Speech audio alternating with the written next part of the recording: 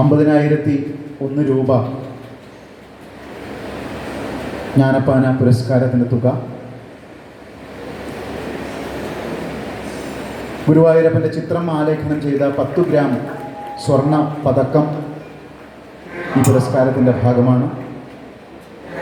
ഒപ്പം ഫലകം, പ്രശസ്തി പത്രം വായിക്കുന്നതിനായി ശ്രീ KG സുരേഷ് അവർ, പബ്ലിക്കേഷൻ മാനേജർ.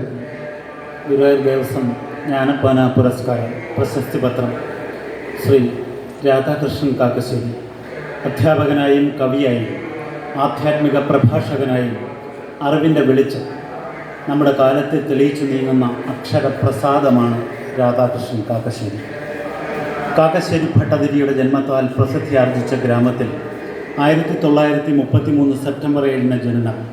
കരുമാഞ്ചേരി